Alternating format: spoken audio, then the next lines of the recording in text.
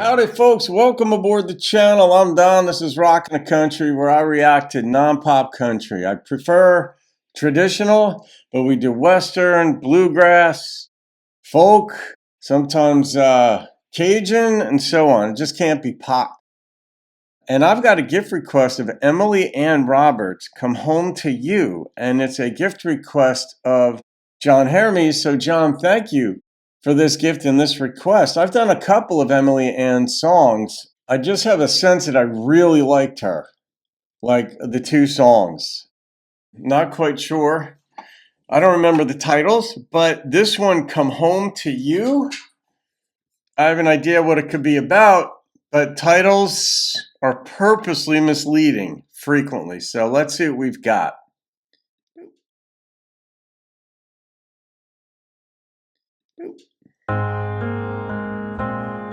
Emily Ann Roberts.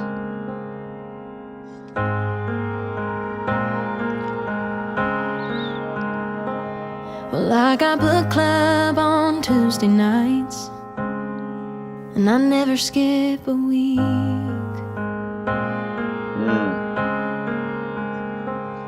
I got yoga every Monday and girls' night on Friday, and you know they're all counting on me. I always tell you where I'm going. There's always something in the fridge. Yeah, I know things are different. I wish it wasn't like this. But if I broke your heart the way you break mine every night when I walk through that door, not how was your day, no glass of wine, you don't even wanna kiss me anymore. Oh boy. Honey, put yourself in my shoes. Yep. Would you come home to you? Would you come home to you? Holy crap. Also, I love the example she used in this song. I'm assuming she wrote this. The book club, okay, that's intellectual stimulation. So she's using her mind.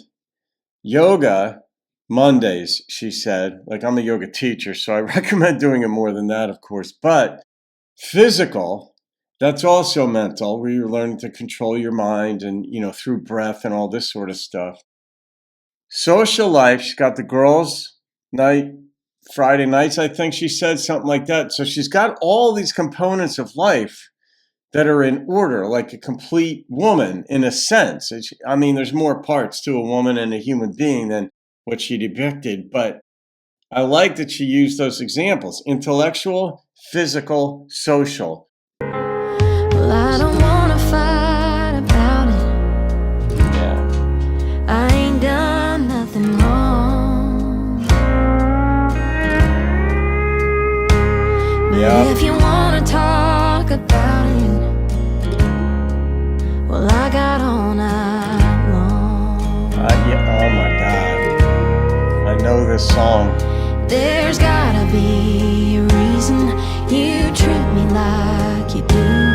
Maybe you don't want me like I still want you. If I broke your heart the way you break mine every night when I walk through that door, I love the way this is shot.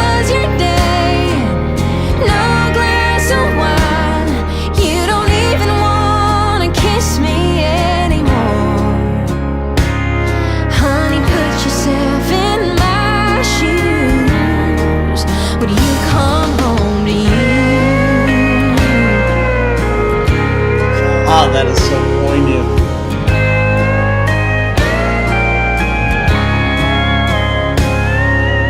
Don't you remember how it used to be?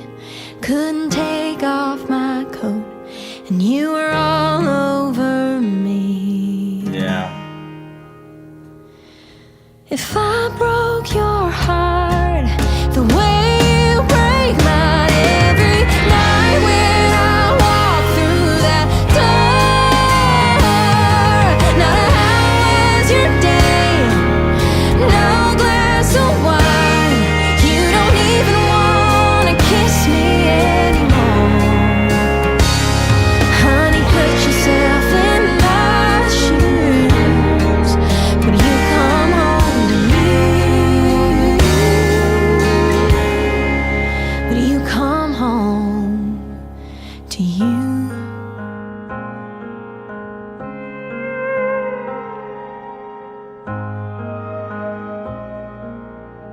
Even the lighting in this is shot so well.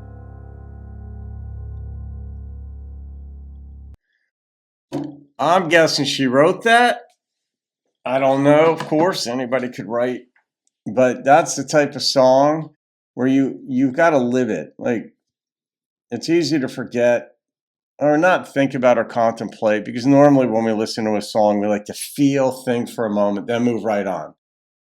Obviously, as a reactor, I analyze things, but I analyze things anyway. I like to think. I like to look at things. I like to understand what they're made of and such, and what the songwriter is a human being too. Whether that's Emily Ann or somebody else, doesn't matter. Songwriters live things. They're always looking for material. Just like screenwriters, when they're going to write a scene in a sitcom or in a movie or whatever, they might get you get information from your regular life. You're in a grocery store, you see something. You're on the highway, something happens. You're like, oh, I could put that in this scene.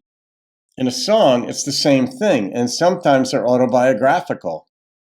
And this is the type of song where when I hear it, it's so on the nose that even though you could add, the little vignettes in there about yoga or book club, you could substitute any example you want in there and such. So, but the details in this and the one question, would you want to come home to you?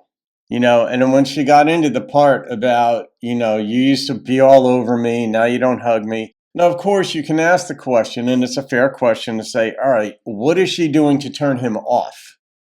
And maybe nothing. We tend to be, the first mover advantage is a big thing, whether in business or in social constructs or dynamics or just relationships, where you hear her singing it and we tend to side with her.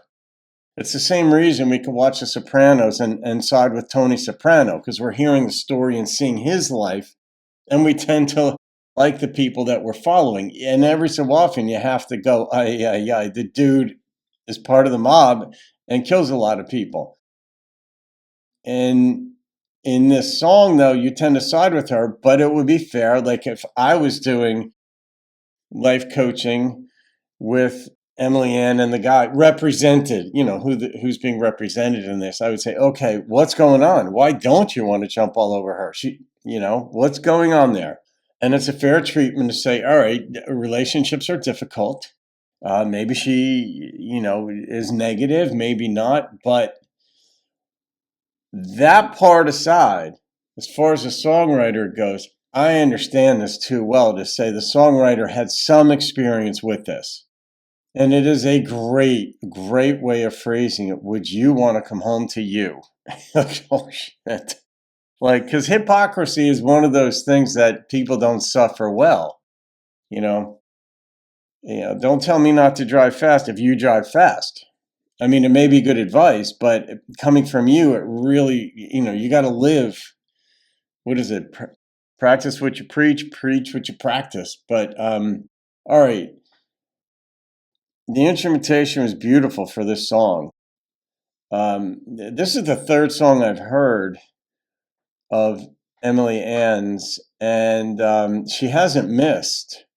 Obviously, a very beautiful woman, but the way this was shot, like in the car with that light, it's like, well, that car communicates she's either leaving or she's in the driveway and doesn't want to go in the house and be ignored again.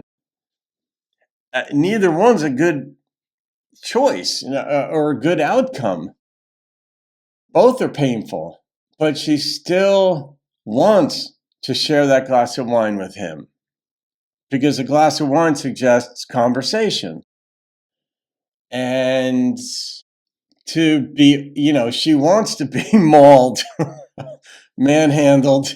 She wants to be hugged, touched, kissed. She may not be the affectionate type. You don't know. Everybody's got their own things, but she wants to be held and, be reassured. She wants to be communicated with during the day, I'm sure. Generally speaking, on occasion, you want that. But John, fan-frickin-tastic.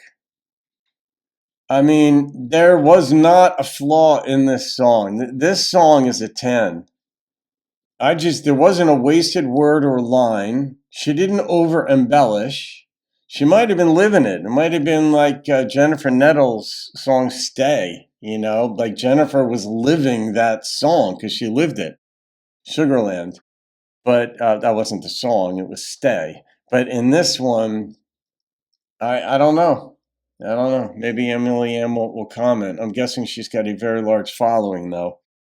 She's that talented. So, all right. That goes in the playlist of songs of 10. All right, guys. Have a wonderful day. I'm going to go recover. See you on another video and keep rocking the country.